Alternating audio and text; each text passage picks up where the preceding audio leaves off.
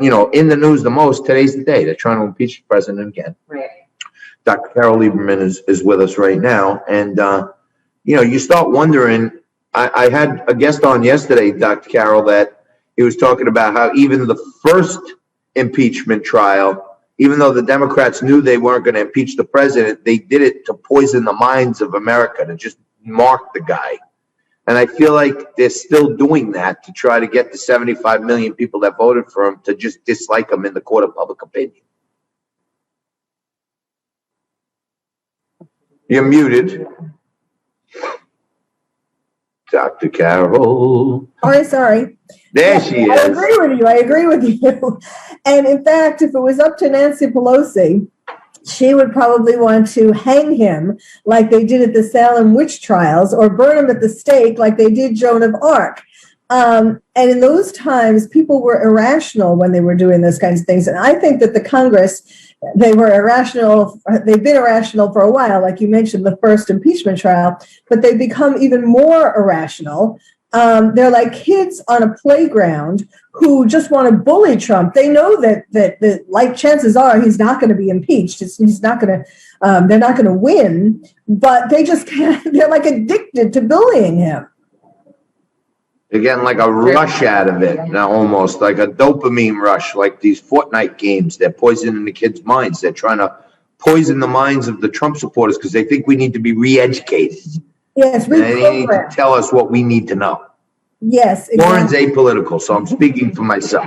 She doesn't endorse any of the views expressed by John Tobacco or its subsidiaries or affiliates. Any reproduction or rebroadcast of this telecast without the express written consent of Lauren Conlon is strictly prohibited. Did all the disclaimers for you, Doc. But, okay, sure. I feel like this, and I've been talking a lot about this, on the show. The collateral effects of the lockdowns and the pandemic, calls to suicide hotlines up like mad. Recidivism, drugs, alcohol use, domestic violence up like mad, actual suicides up like mad. And I'm just like, do they need to pile another psychological drama on everyone? Absolutely not. We are having one trauma after another. In fact, recent studies showed that we are more mentally distressed than ever during the COVID pandemic. We started getting more and more mentally distressed, and now we're at the maximum, or at least the highest we've ever been so far. But yes, there's no question that this trial is going to add to it, and particularly because Americans have become more disheartened with what's going on in the government to begin with. There have been studies that show that an increasing amount of being disheartened.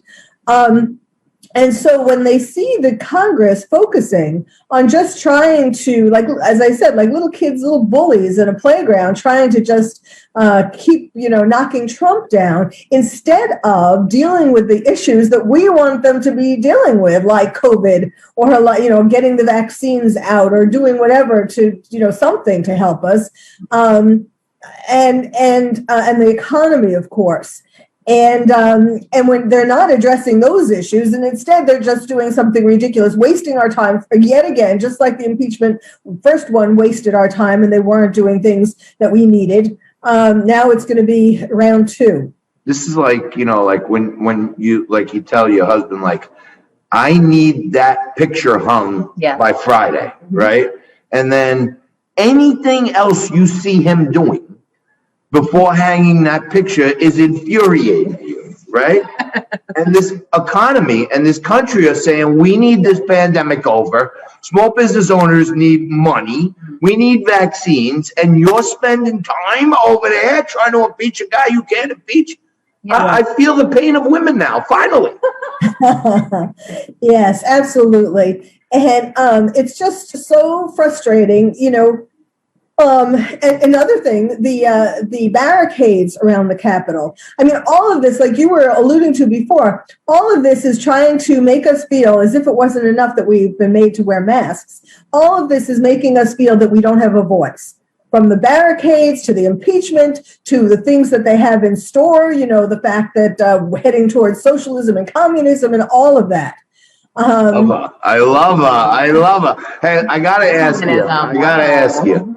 I'm looking at your backdrop, and I could tell you're much younger than me, but are you in the I Dream of Jeannie bottle right now? It looks like I Dream of Jeannie inside. You remember that show, I Dream of Jeannie? I remember I Dream of Jeannie, but I don't remember her bottle. It was like all pink around her, and, it was like floating in the sky, kind of like, I thought you might be in it. No, I'm in my own little bottle. I would like to be in a bubble.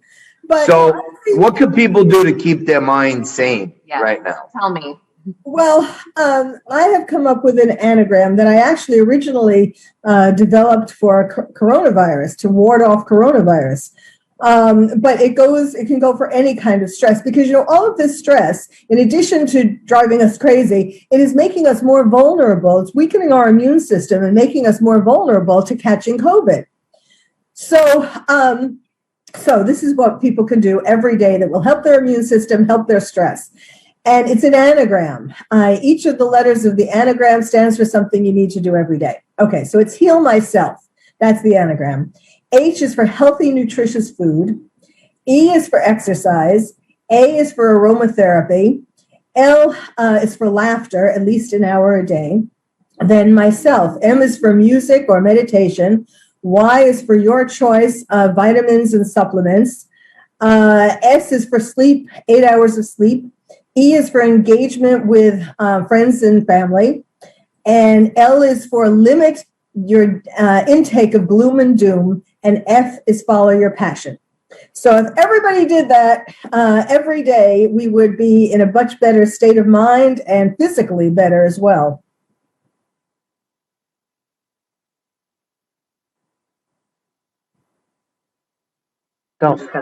Hey, I muted because we had a little background noise, but so heal myself is the anagram. Yes. And while it was a little more than I can memorize, it makes sense. And maybe people, I have Jennifer Boer-Cuevas. She's a clinical social worker, and she always talks about mindfulness, like be just mindful of where you're at, what good things are happening around you, and not just zero in on the negative. So heal myself probably starts with a bunch of positive thinking, right, Doc? Yes, doing things for yourself to make yourself physically and psychologically better. Yes, getting you in a positive kind of space. All right. Physically, I'm probably not helpable, but psychologically, you are amazingly helpful at all times. I love having you on. And one day you got to invite me over to the I Dream of Jeannie bottle. Absolutely. I want to see the inside of that thing. I want a Cosmo. Yeah, with those walls. Dr. Carole Lieberman, one of the best in the business. Thank you very much. Thank you.